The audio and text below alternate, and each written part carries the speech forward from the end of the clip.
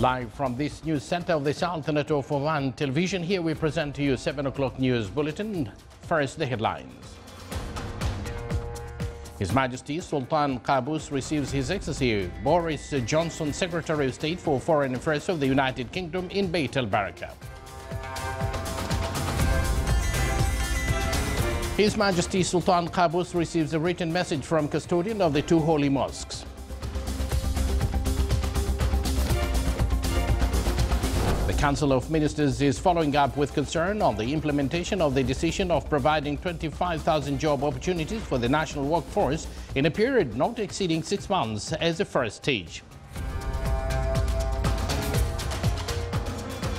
And His Highness Sayyid Fahd bin Mahmoud Al Saeed stresses that employing Omanis in various fields is a national obligation that should be continuous.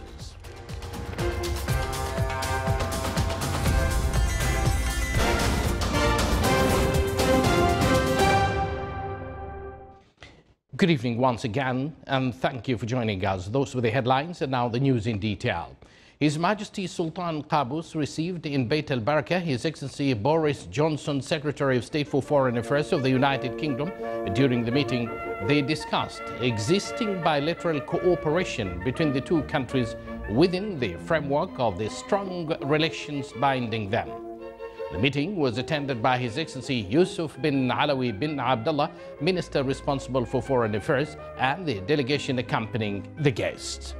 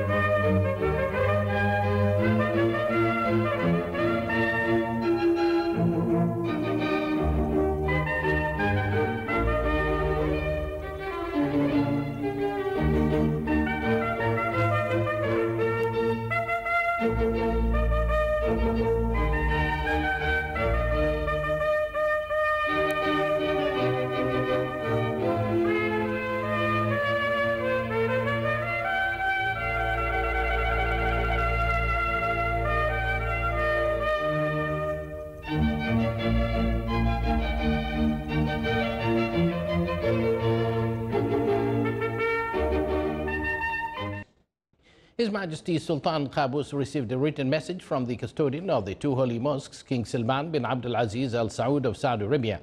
The message was handed over to His Excellency Sayyid Khalid bin Hilal bin Saud Al Busaidi, Minister of the Diwan of the Royal Court, when he met at his office this morning. His Excellency Eid bin Mohammed Al Thaqafi, Saudi Arabia's ambassador, accredited to the Sultanate. During the meeting, they exchanged cordial talks and reviewed the good bilateral relations between the two brotherly countries.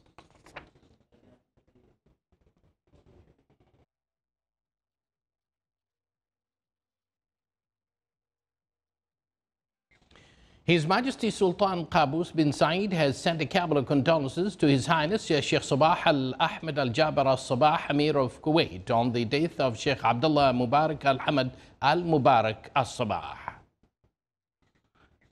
Meanwhile, His Majesty Sultan Qaboos has sent a cable of greetings to His Excellency Peter Cosgrove, Governor General of Australia, on the occasion of his country's National Day. His Majesty the Sultan has sent a similar cable to His Excellency President Ram Nath Kovind of India on the occasion of the Republic Day.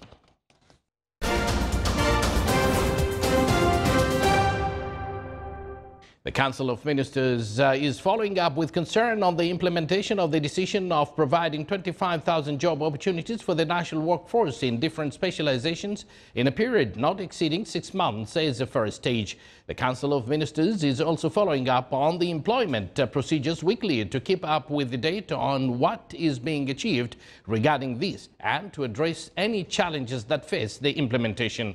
His Highness Sayyid Fahd bin Mahmoud Al Saeed, Deputy Prime Minister for the Council of Ministers, said in a statement that employing Omanis in various fields is a national obligation that should be continuous and facilitated by all means, as it is a sustainable keenness of the wise leadership of His Majesty the Sultan. In a bid to accelerate the process of employment in the private sector institutions within the continuous efforts to implement the program of providing 25,000 job opportunities as per a specific timeline, the Minister of Manpower, in cooperation with the Public Authority for Manpower Register, announced that procedures of interviews and appointments at all employment sites will be for those who are called in accordance with advertisements that will be published successively during the period specified for that. The ministry confirms that it continues to render all its possibilities to accommodate job seekers as determined and calls upon all to cooperate to make this important national program a success. Two new radiological devices were brought to the National Cancer Center at the Royal Hospital for imaging, radiology and oncology. The two devices are manufactured by the American Syrian company and are one of the most advanced linear accelerators in the world. The two devices are capable of giving the radiation dose very quickly and precisely because of the unique combination of two-dimensional imaging, three-dimensional imaging, X-ray and cross-sectional CT scans, which are used to locate tumors and monitor them with breathing movement. The device will reduce the duration of treatment of some techniques from 30 minutes to less than 2 minutes, which will enhance the satisfaction of patients on the treatment provided to them and will increase the absorptive capacity. The Oman National Steering Committee for Mars Analog mission spared no effort to make sure that the site chosen for the mission is ready to host Mars simulation experiments. Our reporter Saleh bin Khalfan Al-Rahbi has more details on the following report. Oman is ready to host Mars simulation experiment this February. The required experimental equipment and systems have been made available at this camp, where renowned Austrian scientists are scheduled to live in almost complete isolation for a month.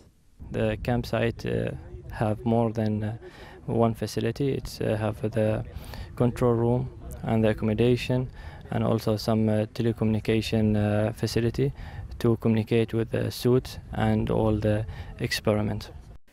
During their 4-week stay in the desert, the Austrian space scientists, with Omani participation, will conduct a series of scientific experiments to better understand the difficulties that will be encountered by space crew members while living on Mars. These experiments are an attempt to answer many questions in order to prepare them for the actual future mission to the Red Planet. PDO's contribution in this national mission comes from its continuous support and commitment to support science and scientific research in the Sultanate. And we've been working on preparations for this mission since a few months back, and we are intensively working, as you see today, on the facility setup to check everything is fine to receive the mission. The Austrian space team, to be isolated in this camp for a month, will use delayed time communication, which is the real means of communication on space missions. They will be communicating with their headquarters in Austria, which is meant to be planet Earth during the simulation.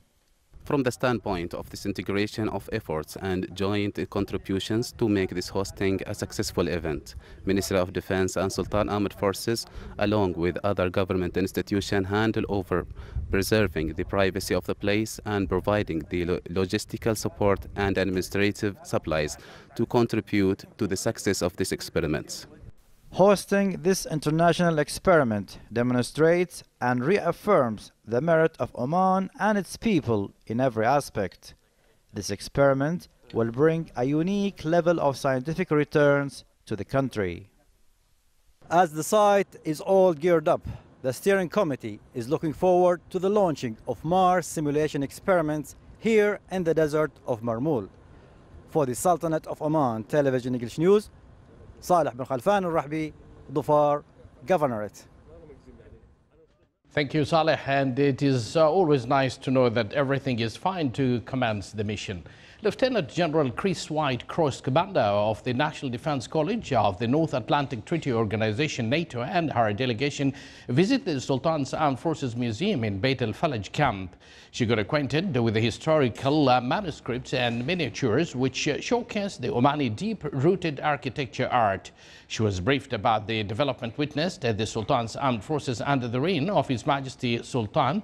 At the end, she wrote down a speech expressing her pleasure of what she has seen of unique military heritage.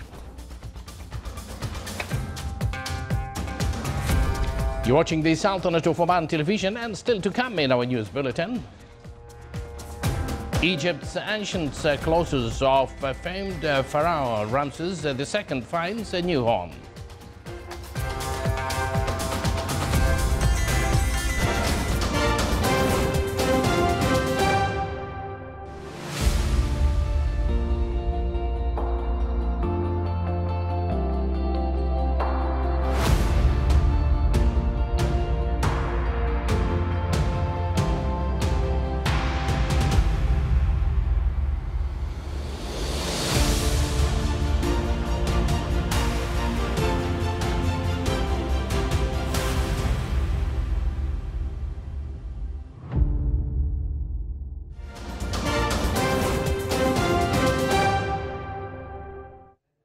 Welcome back to the news from the Sultanate of Oman television. Fighting continued early today as Turkish forces pressed into a Syrian Kurdish enclave in northern Syria. Turkey-backed Syrian forces are taking part in the operation dubbed Olive Branch against the Kurdish People's Protection Units, or YPG. Activists say Turkey has mobilized about 10,000 Syrian fighters to storm Afrin, with some stationed in Azaz on the eastern edge of Afrin and others to the south in Atme. There are an estimated 8,000 to 10,000 Kurdish fighters in the enclave, home to about 800,000 civilians. The Kurdish militias known as the People's Defense Units, or YPG, released a video claiming that it had captured Turkish equipment and munitions after targeting a unit in Mount Qudda in the Afrin area in northern Syria. Turkish leaders have threatened to expand their drive against the YPG to other border areas, a move that could put Turkish troops in direct conflict with U.S. forces and their Syrian Kurdish allies. U.S. troops have no presence near or in Afrin, but there are a couple of thousand servicemen stationed further to the east. The United Nations is asking for nearly $3 billion in aid for Yemen as millions of civilians face starvation, diseases and conflict amidst an ongoing civil war pitting Iran-allied rebels against a Saudi-led military coalition. Jamie McGoldrick, the United Nations humanitarian chief for Yemen, said at a press conference in Amman today that violence and disease is increasing inside Yemen as stocks of food and medicine dwindle. United Nations sources said that Yemen's Houthi rebels have banned over 35 United Nations and international agencies and relief groups from working in the territory under their control, allegations denied by rebel spokesman. A ban would make it even harder to respond to what the United Nations says is the world's worst humanitarian crisis. European leaders send a message to Trump, with U.S. President Donald Trump having arrived in Davos. There is a growing sense of anticipation among the delegates at the World Economic Forum. Trump, who is the first U.S. president to attend the summit since Bill Clinton in 2000, is due to hold meetings later with British Prime Minister Theresa May and Israeli Prime Minister Benjamin Netanyahu. He is due to give a speech tomorrow. Danish Prime Minister Lars Løkke Rasmussen said he hopes Trump can flesh out his America First platform to show that it doesn't preclude the cooperations with the rest of the world on some of the world's big challenges. And Dalia Grybauskaitė, Lithuania's president, said they need global solutions and there is no choice but to be together and not isolate each other. Egypt Antiquities Ministry placed the ancient colossus of famed pharaoh Ramses II at the entrance of a museum under construction near the country's famed pyramids outside the capital, Cairo. The colossus weighs over 80 tons and is 12 meters high. It dates back some 3,300 years and will be on display at the entrance of the Grand Egyptian Museum, which will house some of Egypt's most unique and precious ancient artifacts, including some belonging to famed boy king Tutankhamun. For over half a century, the statue stood in a central square in Cairo, still known today as Ramses Square, but in 2006, the statue was transported to the country's main antiquities museum to preserve it from fumes and pollution. Ramses II was a warrior king who is credited with bringing Egypt unprecedented power and splendor during his 67-year reign. He died in 1225 BC. And now for the general weather forecast around the Sultanate. Clear skies will prevail over the Sultanate with chances of low clouds and fog at late at night and early morning over the governorates of Al-Sharqiyya, Al-Wusta and coastal areas of Sea of Oman. Winds will be southerly to southeasterly light to moderate. Seas will be slight with a maximum wave height of 1 meter.